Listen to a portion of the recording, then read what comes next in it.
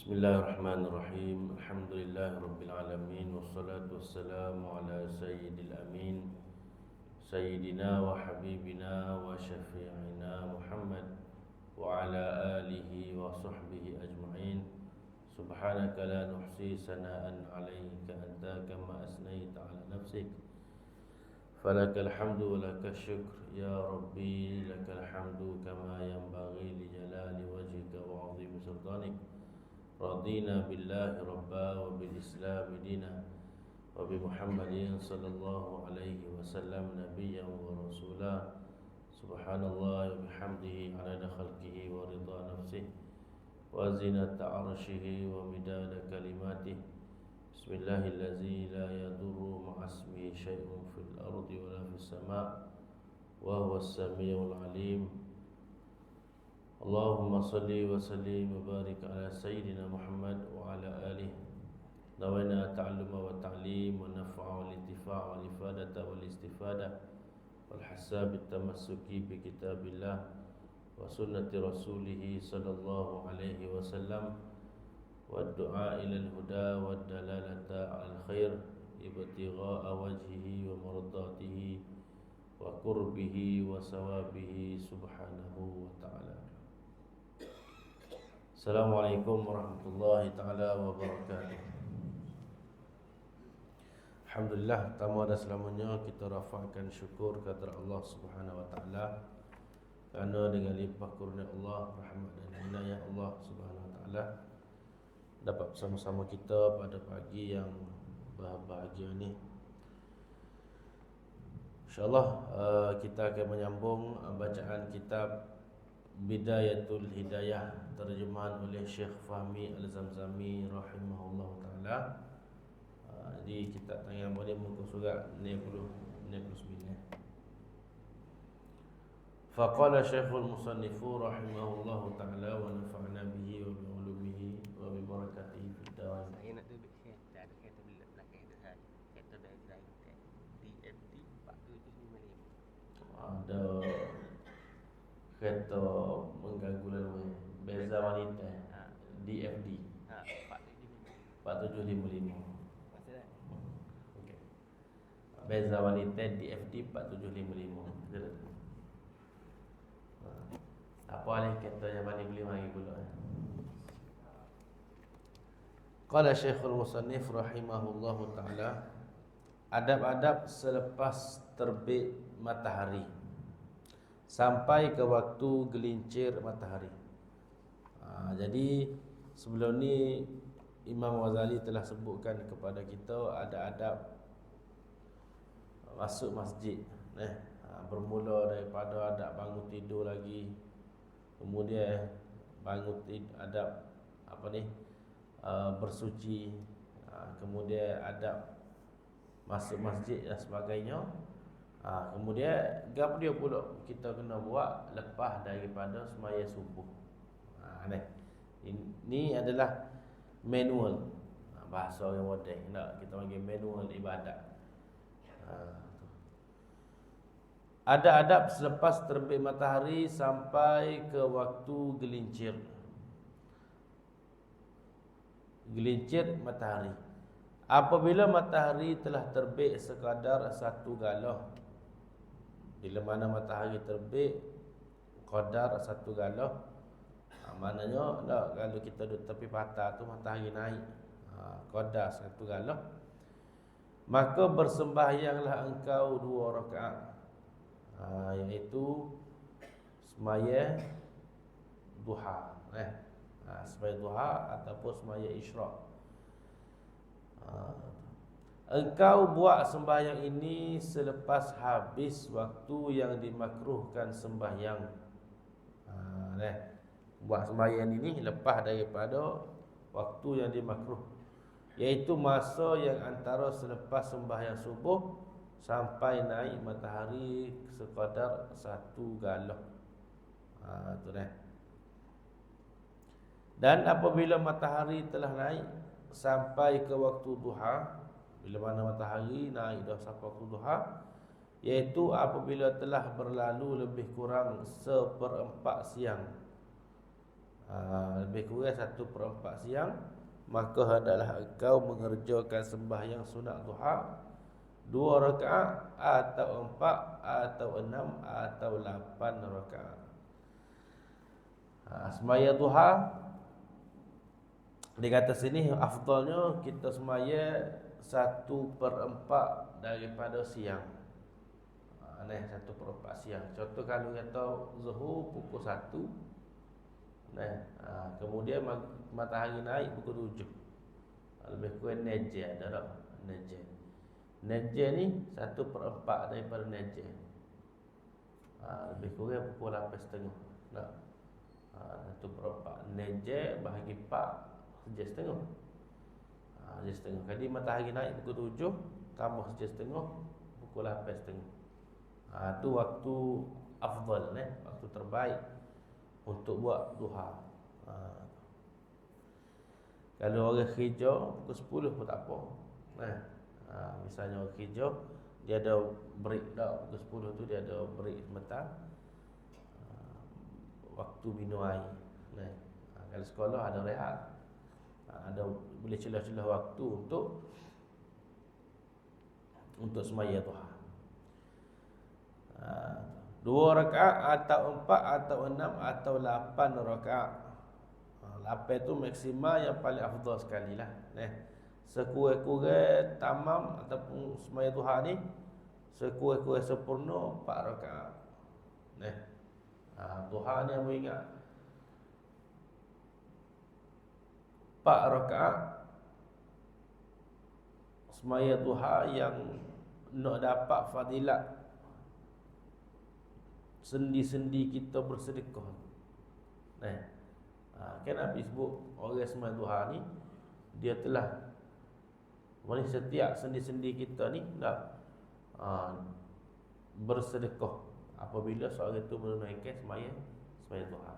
Bila mana banyak sedekah, Allah Taala tambah lagi rezeki. Jadi nak dapat fadilat rezeki tu paling-paling kurang 4 rakaat. 4 rakaat duha. Paling afdal, paling tamam 8 rakaat. Engkau buat sembahyang ini 2 rakaat, 2 rakaat, masna. Yang ni 2 rakaat sekali salam. Dua-dua. Mai 2 rakaat, you salam. Bangun mai 2 rakaat pula. Kalau nak buat 4 selalu pun boleh ke? Buat 4 rakaat selalu. Cara dia ada 2 cara. Sama ada 4 rakaat dengan 1 tahiyat ataupun 4 rakaat dengan 2 tahiyat supaya mai zuhur. Jadi kalau buat supaya sembahyang zuhur, sembahyang 2 rakaat tahiyat awal, kemudian tambah 2 rakaat lagi tahiyat akhir, itu lebih afdal berbanding terus 4 rakaat straight. Tapi paling molek sekali masna, 2-2. 2 rakaat tahiyat akhir, bisalah sambung 2 rakaat lagi.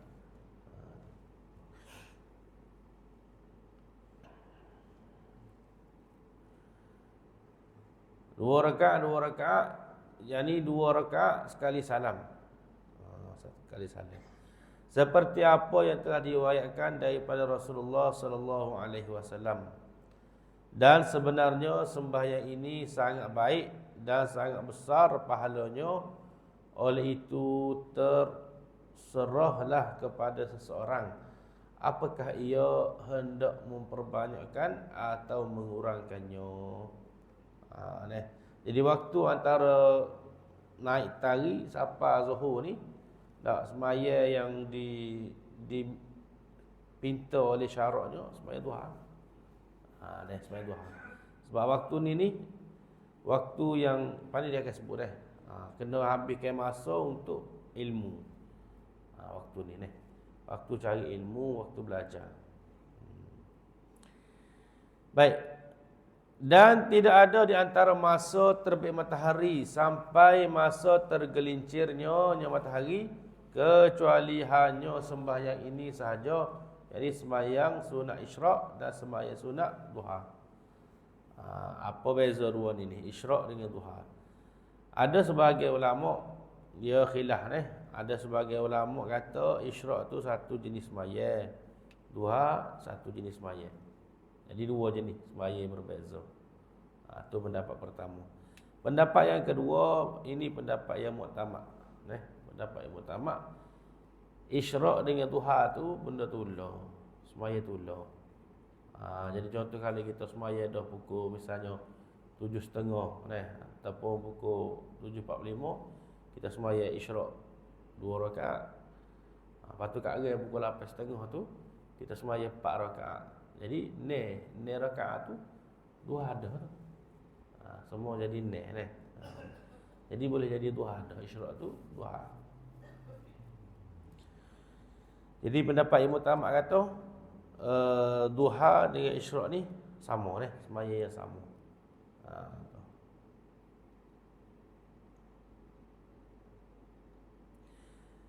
Maka waktumu yang selebih daripada sembahyang duha tu, hendaklah engkau isikan dengan salah satu di antara 4 perkara di bawah ini. Waktu selain daripada sembahyang tu, daripada naik tari sampai zuhur, nak buat ke apa? Ni, pilih salah satu daripada 4 perkara ni. Perkara pertama, iaitu yang terlebih afdal, yang terbaik sekali, bahawa engkau habiskan waktumu itu dengan mencari ilmu yang bermanfaat. Nombor satu sekali. Cari ilmu yang bermanfaat. Budak-budak pergi sekolah. Jadi kita tak sekolah ni, kalau pergi kerja lah. Nanti ada juga pilihan tu. Cari pekerjaan, cari rezeki. Tapi kalau ada ruang untuk kita cari ilmu, kita cari ilmu. Ada kuliah duha ke, ada tempat-tempat ngaji dan sebagainya, kita hadir mencari ilmu yang bermanfaat, bukan ilmu yang sia-sia. Cari ilmu yang bermanfaat, bukannya ilmu yang sia-sia. Jadi kalau tengok dalam syarah ni, dia kata ilmu yang bermanfaat sekira-kira bersibuk-sibuk oleh orang alim bil ifadah, dengan memberi ilmu, memberi faedah. Bihaisu yashtagilul al-alimu bit tasnif, dengan sekira-kira bersibuk oleh orang alim dengan menulis kitab. Itu pun kalau kita dah boleh mengajar dan sebagainya, boleh menulis kitab, atau para alim ulama mereka menulis kitab pada waktu-waktu ni lah.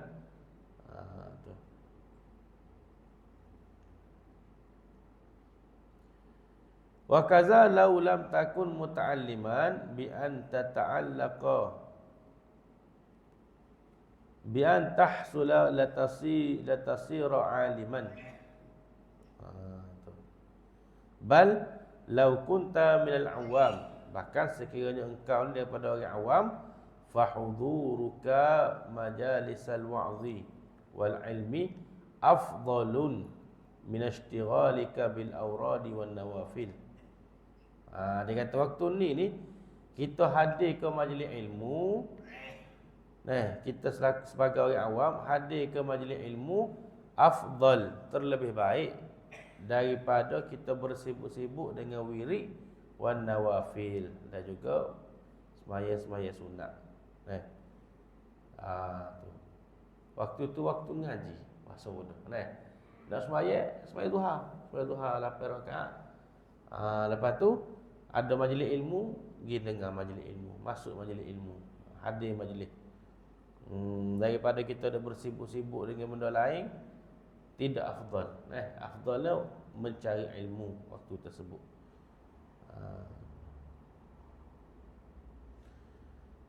Ni yang daripada syarah Kama fi hadis Abi Zarrin radhiyallahu taala anhu, anna hudura majlis zikri afdalu min salati alfi rak'atin. Dia kata hadir majlis ilmu, sebagaimana hadis Abu Zar ni, dia kata hadir majlis ilmu lebih afdal daripada sembahyang 1000 rakaat. Wa syuhudi alfi janazatin, dan gi melawat 1000 jenazah. wa iyadati alfi maridin, dan melawat 1000 orang sakit. Tu kelebihan mengaji nah. Kelebihan menuntut ilmu yang wajib lebih afdal daripada semaya 1000 rakaat yang sunat. Lagi pula lebih afdal daripada bukan setakat 1000 rakaat saja, tak, 1000 rakaat semaya sunat, bahkan lebih afdal daripada ziarah 1000 orang mati dan juga ziarah 1000 orang sakit. Tu kelebihan menuntut ilmu.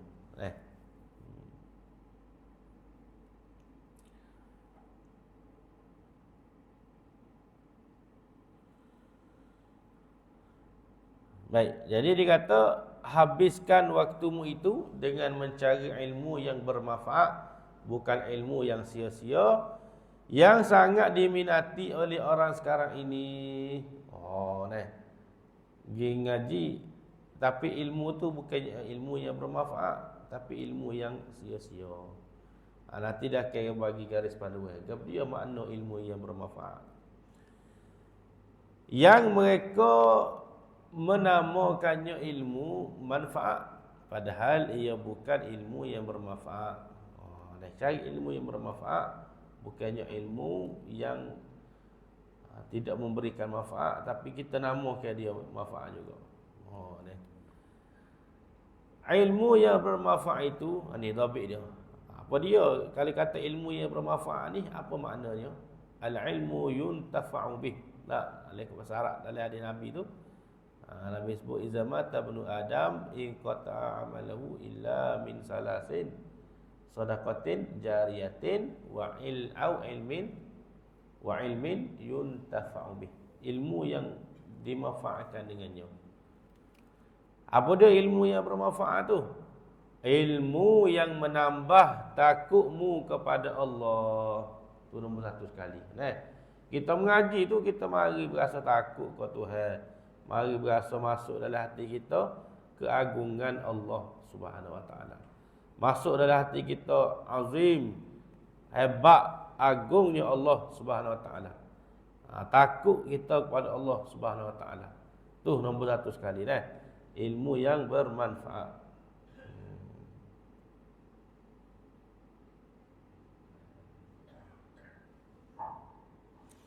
Lagi pula ilmu yang bermanfaat ni, dan menambah penglihatanmu terhadap aib dirimu. Kau mengaji, kau nampak kau lemah ni gambar ni, banyak taksir, banyak cuai. Ni kalau mengaji tu tengok kesalahan orang tak jadi. Supaya kita mengaji tasawuf. Kau mengaji tasawuf, sepatutnya kau berendah diri, kau tawaduk. Ni sifat-sifat ni ada berlaku dia letak dia habis kita. Tak, ciri-ciri orang riak. Baca ngaji 1 2 3 4 5. Lah ada berlaku dia. Apa dia ni? Ngaji tasawuf tak boleh tengok orang, kena tengok kita. 1 2 3 4 5. Ada berlaku kamu. Itu baru betul. Baru boleh kita ni menambah kesedaran kita terhadap aib kita, kelemahan kita. Ada 5 ciri orang riak.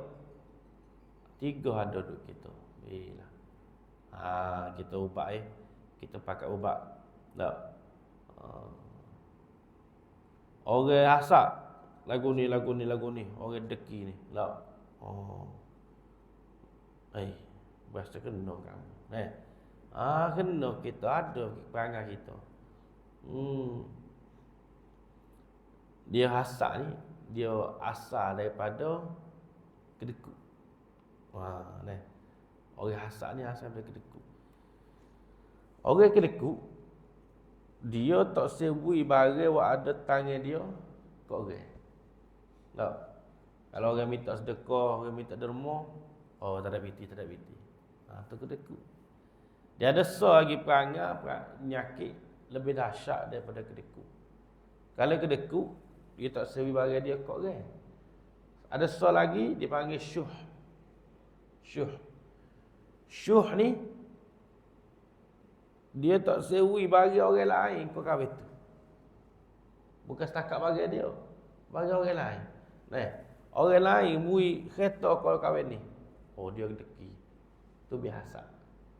Dia sakit hati. Nah, Allah bagi kurniaan kepada kahwin ni. Nah, Allah Taala bagi naik pakak misalnya. Kerja naik pakak. Kahwin ni naik pakak, dia sakit hati. Tu sebab apa? Sebab ada penyakit hasad. Nah, penyakit hasad berpunca daripada 3 penyakit. Kompilasi 3 penyakit ni tubik penyakit hasad deki. Yang pertama penyakit dendam. Haqdu. Yang pertama. Yang kedua penyakit marah. Bagi marah. Orang kalau tak marah kat orang tak hasad. Yang ada penyakit marah. Dan yang ketiga daripada penyakit syuh. Salasun muhlikat kata Nabi. Syuhun muta'. Rasa kedekut yang ditaati. Kedekut lagu mana? Bukan setakat bagi dia tak sewi kat orang. Bagi orang lain pun dia tak sewi kat kahwin tu.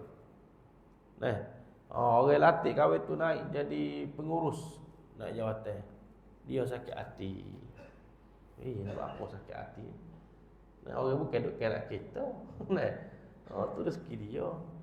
Orang lain boleh ilmu, boleh harta. Boleh naik rumah baru. Sepatutnya kita sukalah. Moga dia saudara seiman dengan kita, orang Islam supaya kita. Dia gembira, patutnya kita gembira. Tak? Ni dia gembira, kita sakit hati. Batu orang ada asal rezeki, tak bahagia dunia akhirat. Dunia lagi tak bahagia. Nak bahagia ke mana? Dia tengok kawan ni boleh nikmat kau tu, dia rasa sakit hati. Dia tengok orang lain boleh sikit-sikit, dia rasa sakit hati. Tu penyakit hati, hasad rezeki. Gapo dia hasad? Hasad ni dia nak lokoh nikmat yang ada pada orang lain, nak cabut buai. Orang lain boleh kereta baru. Aku nak biar kereta dia ni bakar, hilang, kena curi. Dia nak cabut nikmat yang ada pada orang lain. Itu dipanggil hasad. Ini dosa. Dalam Maraqi Al-Ubudiyah, Syekh Nawawi Al-Bantani rahimahullah, dia kata hasad-hasad ni dia ada 4 peringkat. Dia ada 4 martabat hasad. Kita nak ambil baca tu daripada 1 sampai 4. Cuma kalau kita baca lagu tu je jadi kurang faham. Dia kena baca 4 ke 1. Baru jadi pun dah nampak ke dia hasad ni. Baik. Nombor 4. Kita nak supaya nikmat yang ada pada dia kita boleh juga. Dia naik pakak, contohlah kita ambil orang kerja jabat tak. Saya ni naik pakak, kita pun nak naik pakak juga. Kalau kita tak boleh nikmat tersebut, kita tak say nikmat tu hilang daripada kawan ni. Kalau dia naik pakak, kita pun nak naik pakak juga. Tapi kalau kau ingkih, takdir kata tak boleh naik pakak kita, dia ni, di situ nikmat dia. Dia naik pakak situ. Wak ni tidak dipanggil sebagai hasad. Wak ni dipanggil sebagai ribtah. Ribtah. Jadi kita nak barang wak supaya wak dengan dia nak. Tapi kalau kita tak boleh, kita tak say nikmat tu cabut daripada dia. Ni tak dosa ni orang membeli kereta, contoh orang puan musim-musim raya lah. Dia tengok jiran dia beli TV baru, dia pun nak TV baru, minta gacak abang. Jiran beli sofa baru, lasik baru, dia nak juga. Lepas tu kalau tak boleh, tak ada gapo orang tak boleh. Tapi dia nak. Ni tak apa, tak dosa ni. Tapi orang Melayu kita kata deki dah lagu tu. Deki dengan orang tengok orang pakai kereta baru, nak pakai kereta baru. Tak dosa, tak apa. Wah tak bolehnya kita nak biar nikmat tu cabut daripada dia. Tu tak boleh. Tengok orang pakai kereta baru, kita nak pakai kereta baru juga. Tapi kalau kita tak boleh, kalau aku tak boleh, dia pun tak boleh. Maknanya ni hasad peringkat ketiga. Nah, kita nak nikmat supaya dia juga. Cuma bila mana kita boleh, kita nak nikmat yang ada pada dia tu cabut. Dia ni naik bakat, kita pun naik bakat juga. Kalau kita tak boleh naik bakat, kita nak biar dia jatuh. Maknanya ni hasad peringkat ketiga. Nah, ini dosa. Dosa. Naik peringkat kedua, kau dahsyat ni, kau jahat. Lagu mana? Kita nak nikmat yang ada pada dia tu pindah mari kita. Dia naik bakat, kita tak puas hati. Kecek ke belakang, pecah dia, latih kita ganti dia. Jadi nikmat yang ada pada dia tu, ain nikmat dia tu boleh kita. Dia naik bakat, geram aku. Aku tak puas hati ni. Cabut dia. Rujuk jawatan dia, pakat tu, jawatan tu, kita dah pergi situ. Ni pekat kedua. Hasad yang paling jahat sekali, pekat nombor 1. Dia nak cabut nikmat yang ada pada orang lain. Kalau tak boleh dia pun tak apa, asal cabut daripada kami tu. Dia kerja, contoh tak, dia kerja pegawai di hospital, deki dengan doktor naik bakat. Kalau doktor tu tak naik bakat sekalipun, bukannya dia boleh gratis sebab dia pegawai ya. Misalnya. Tapi atau cara ke mana pun dia ni kena jatuh. Ini nikmat yang ada pada orang lain tu dia nak hilangkan. Walaupun nikmat tu tak klik ke dia pun, tak boleh ke dia. Tapi asal kecabut nikmat daripada kawan tu, awak puas hati dah. Tu Jadi ini penyakit hasad yang mana sangat-sangat bahaya sangat-sangat bahaya. Dia kompilasi pelbagai jenis penyakit. Dia bukan semua penyakit tu. Dia mari start daripada penyakit syuh tadi. Kemudian dia ada penyakit dendam, kemarahan yang dia simpan lama tu. Dendam kata dendam tak ada hasad, marah je. Kemudian satu lagi penyakit marah. Marah ni marah mula-mula tu je, lepas tu tak ada marah. Tapi kalau dendam, dia teringat jadi marah. Dia teringat jadi marah. Tu dendam. Kita orang kita ping orang apa? Kita marah, kita nak paling. Habislah, engkau boleh balas lah. Tapi kalau orang nampak kita nak nampak klik, tak berani. Kau ini susah pada kita. Kita simpan dalam hati. Dendam jadi. Dendam. Simpan dalam hati. Tak maafkan dia. Sekali tengok dia, sekali rasa nak tapa. Ni 10 tahun rasa nak tapa lagi. Dendam tu. Dendam itulah yang boleh menyebabkan kita ni adanya hasad dengki. Kita ingat dia dudukkan anak kita ni, duduk tapak kita dulu masa kita kecil. Ni kita besar dah. Dia pun juruh dah tukar. Tobat dah, juruh dah tuannya. Tapi kita ingat lagi, kawan ni. Kena rumah dia terbakar. Suka kita. Hasad. Rumah dia terbakar, kita suka. Apa? Sebab ada penyakit dendam yang akan bawa lebih teruk lagi penyakit hasad. Rumah kita bakar, kita pun suka. Tiba-tiba banyak orang bagi bantuan. Kerajaan negeri mari, kerajaan pusat mari, orang kaya mari. Boom, tubik rumah. Comel lagi daripada rumah lama. Sakit hati pula kita. Kakak ni. Jadi hasil daripada dendam. Sebab tu kita kena maafkan semua orang. Maafkan orang buat salah kita maaf. Sebab kita tak tahu kita ada buat salah ke orang ke tak. Ya mungkin orang tak maafkan kita. Kalau kita maafkan orang tu, moga-moga berkat Allah Ta'ala terima amalan kita tu, kita maafkan semua orang. Orang pun terbuka hati nak maafkan kita juga.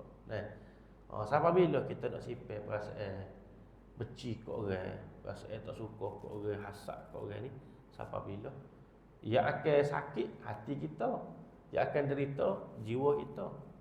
Lepas tu maafkan.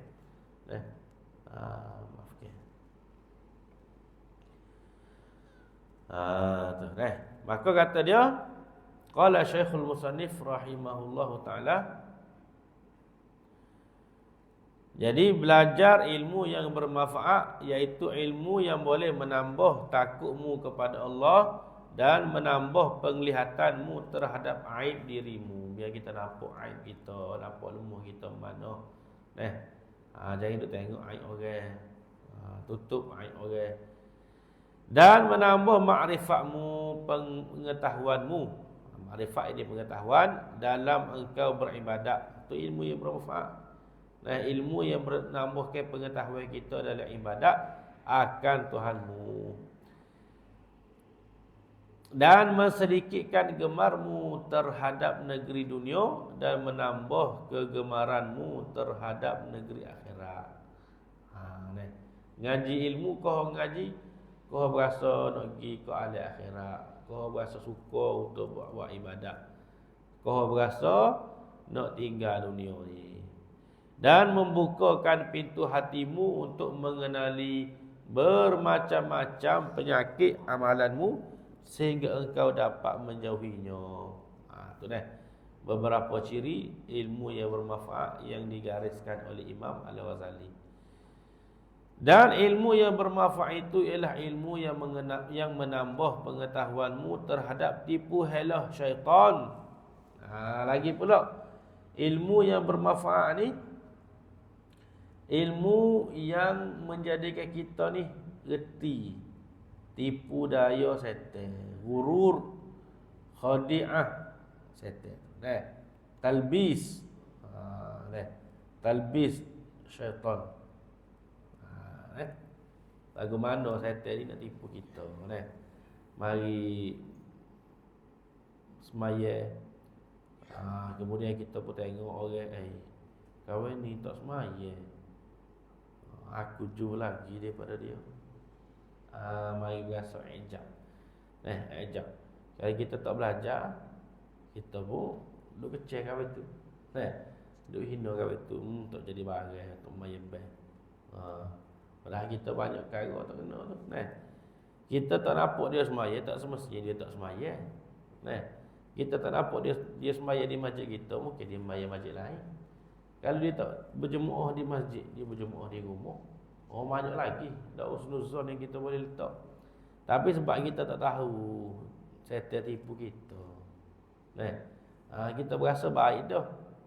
Wa yahsabuna annahum yuhsinuna sun'ah. Mereka duk suka buat baik dah. Tapi kena tipu setan. Jadi ilmu yang bermanfaat ni kata Imam Ghazali, ilmu yang menambah pengetahuan terhadap tipu helah syaitan. Dan penipuan setan tu sehingga engkau arif dengan kehalusan penipuan syaitan di dalam menggoda ulama su yang telah dijadikan syaitan sebagai sasaran kemurkaan Allah dan kemarahannya.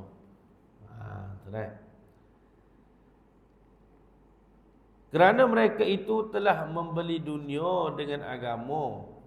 Tu ulama su tu, orang alim tapi jahat.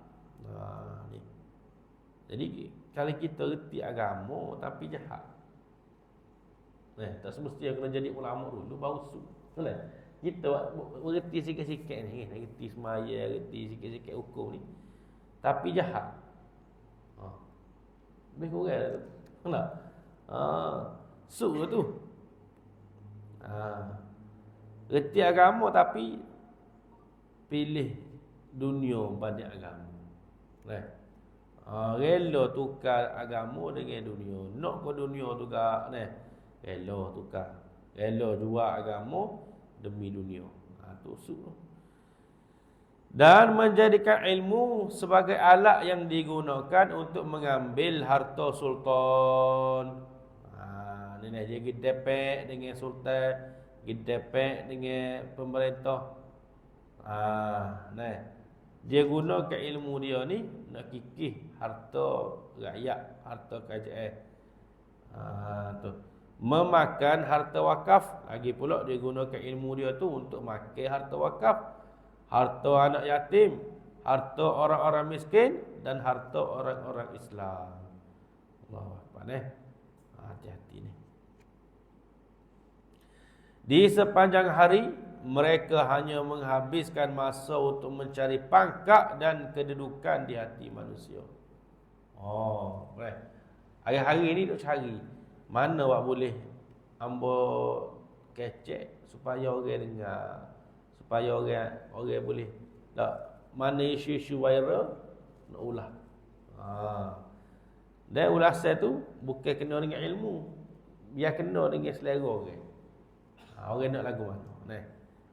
Biar supaya orang dengar dia ni ada kedudukan di hati manusia. Iltifat wujuh nas ilaih. Supaya orang ni duk paling kau dia, duk tengok kau dia. Tu. Untuk itu mereka sanggup menunjukkan segala kebolehan di hadapan orang ramai. Oh, tunjuklah. Pandai nulis kak, tulis. Buat tulisan. Pandai buat video. Tujuan nak cari habuai dunia. Dan kefasihan lidah mereka. Dia guna juga kefasihan lidah mereka tu di dalam berbahas dan berbincang. Boleh tengok berarti kelih lah. Ini perhati tengok kita, jangan tengok orang. Perhati tengok kita. Semua ilmu yang bermanfaat itu telah kami sebutkan di dalam kitab Ihya Ulumuddin. Maka jika engkau tergolong daripada ahlinya, kalau kita tergolong daripada ahli ilmu ni, maka hasilkanlah olehmu akan dia dan amalkan. Hasilkan olehmu akan dia, akan kita Ihya tu, pergi cari, pergi baca Ihya tu. Dan amalkan dengan isi dan kandungannya, kandungan Ihya. Baca dan beramal. Kemudian setelah itu engkau ajarkan pula kepada orang lain. Kita belajar, kita beramal, ajar orang lain pula. Ni taktik Imam Ghazali ni. Taktik dia. Taktik nak suruh pahala berkekalan untuk dia. Dia ajar orang tu reti. Orang ni ajar orang lain pula. Tu MLM. MLM yang paling untung sekali adalah nego apa? Nego ilmu. Bukan jual beli ilmu gitu. Maknanya kita sampaikan ilmu kepada orang. Orang ni reti, dia faham, dia buat amal. Kita boleh pahala. Kemudian dia pula ajar orang lain pula. Pahala dia mengajar orang lain tu kita boleh serupa dengan pahala yang dia dapat, sama banyak. Masya-Allah. Kemudian orang lain tu beramal, buat pahala. Masih lagi masuk kita. Kita tak ajar kahwin ni. Anak murid kita ajar dia, tapi kan boleh pahala juga kita. Dia kahwin ni bila mana dia reti, dia pandai, dia ajar orang lain pula. Pahala masih lagi masuk kita. Tak berhenti pahala mengalir. Lepas tu tok guru pondok tak. Tok guru kadang-kadang setengah-setengah pondok tak topik ngajar luar. Dia ngajar dalam pondok dia. Bapa. Sebab dalam pondok dia ni anak-anak murid buat reti, buat pandai. Dan anak murid dia ni ngajar luar. Dia duk ngajar ni. Dia duk ngajar kawan ni. Anak murid ni duk ngajar luar. Jadi awak pahala anak murid duk ngajar luar, masuk juga ke dia. Dia tak urut dah nak ngajar luar, mari sini je. Pakai duduk pondok tu. Pakai duduk ngajar situ je. Tu antara hikmah lah kita kata tak. Walaupun dia tak tubik ngajar luar, anak murid dia tu tubik. Duk ngajar, beramal dan sebagainya. Anak murid pula contoh tak buka pondok pula. Masya-Allah. Pahala mengalir. Tu dah. Batu bidang yang terbaik untuk kita ceburi bidang ilmu. Bidang ilmu. Jangan tinggal dah. Kita duduk bidang mana sekalipun dah, duduk bidang mana-mana sekalipun, biar ada sumbangan ilmu. Contoh kali kita profesional jadi doktor, kena ada tu tak majlis ilmu. Mungkin buat tazkirah rekah keluarga apa semua. Biar ada penyebaran ilmu. Waktu buat mahal sekali ayah kepada Syekh Syahid Muhammad Ramadan Al-Buti rahimahullah. Syekh Ramadan Al-Buti ni alim kabir daripada Syria. Wafat tahun 2012 gitu. Ayah dia nama Syekh Ramadan.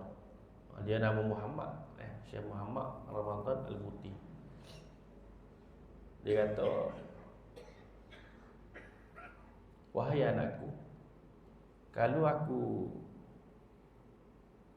tahu jalan untuk menuju Allah dengan cara muni jadi tukar sapu, nescaya aku akan jadikan muni tukar sapu.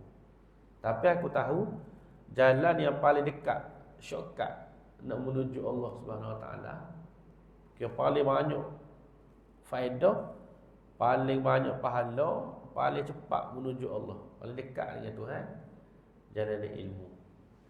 Sebab itulah aku jadikan kamu ni seorang ulama. Ayah kepada Syekh Muti. Ayah Imam Nawawi rahimahullah ta'ala, dia jaga Imam Nawawi daripada kecil sampai besar. Imam Nawawi tak kahwin sehingga wafat umur 40 tahun. Dia 40 tahun kehidupan dia tu, dia hanya makan daripada ayah dia. Tak makan luar, ayah beri makan ni. Ayah jaga daripada kecil sampai besar. Pak, ayah dia kita tak kenal. Imam Nawawi Yahya bin Sharaf, nama ayah dia Sharaf. Kita tak kenal. Imam Nawawi kita kenal. Tapi siapa yang menjadi yang bentuk dia tu? Ayah dia. Dia jaga beri makan ni. Imam Nawawi tak makan makanan lain melainkan yang disediakan oleh ayah dia. Daripada pagi sampai malam ngaji. Tak kahwin, Imam Nawawi tak kahwin. Fokus kepada ilmu 100%. Tu masya-Allah tabarakallah. Jadi jalan yang terbaik jalan ilmu. Sehingga hari ni kita kenal Imam Nawawi, Riyadhus Shalihin, kitab Arba'in, hadis Arba'in tu. Imam Nawawi, Riyadhus Shalihin, Al-Azkar. Kemudian kitab-kitab fiqh dia lagilah menjadi rujukan utama, Umdah fil Mazhab. Tiang dalam mazhab tu Imam An-Nawawi rahimahullah. Maka kita pilihlah jalan yang sama, jalanan ilmu, jalan para anbiya, para nabi. Semua nabi mengajar. Semua nabi mengajar, tak ada nabi senyap, tak ada. Boleh mengajar. Mengajar, menyampaikan. Kemudian jalanan nabi ni disambung oleh para tabi'in, para sahabat para tabi'in. Sampai ke hari ni disambung oleh para alim ulama. Kita ni duduk di jalan dia tu. Duduk di jalan yang sama, jalan ilmu, menuntut ilmu, belajar, mengajar, belajar, mengajar, belajar, mengajar. Jadi moga-moga dengan kita duduk di dunia ni, kita duduk di majlis yang sama, seperti mana majlis yang pernah berlangsung zaman berzaman sehinggalah zaman Rasulullah sallallahu alaihi wasallam. Moga-moga di akhirat pun kita akan ditempatkan di tempat yang sama bersama dengan mereka. Amin ya rabbal alamin. Dan engkau ajak mereka untuk menuntut ilmu dalam ihya tu. Maka sesiapa yang mencari ilmu yang bermanfaat lalu ia mengamalkan dengannya dengan ilmu tersebut, kemudian ia mengajak orang lain untuk mencari ilmu tersebut, maka orang itu akan dipanggil azim. Orang yang besar, orang baik pahala ni. Orang yang besar, orang yang ada kedudukan, orang yang ada nama di alam malakut, seperti apa yang telah diperkatakan oleh Nabi Isa alaihi salatu wassalam. Itu sangat besar fadilat. Kita mencari ilmu yang bermanfaat, kita mengamalkan ilmu tersebut, dia ajak orang lain untuk belajar ilmu tersebut, maka orang tersebut dipanggil azim. Yang orang yang besar, orang yang ada pangkat, ada nama, ada kedudukan di alam malakut. Di alam malakut, seperti apa yang telah diperkatakan oleh Nabi Isa alaihi salatu wassalam. Habis itu InsyaAllah kita sambung bila aqal, apabila engkau selesai daripada mencari ilmu yang bermanfaat. Allah SWT wa'alamu ilmu atam. Wa sallallahu ala sayyidina Muhammad wa ala alihi wa ashabihi ajma'in. Alhamdulillahi rabbil alamin. A'udzubillahi minasyaitonir rajim. Bismillahirrahmanirrahim. Alhamdulillahi rabbil alamin. Wassalatu wassalamu ala sayyidil amin wa ala alihi wa ashabihi ajma'in. Allahumma faqihna fid din wa 'allimna ta'wil. Rabbana zidna ilma warzuqna fahma. Wassallallahu ala sayyidina Muhammad wa ala alihi wa sahbihi ajma'in. Alhamdulillahirabbil alamin. Qabbalallahu minkum minna wa minkum.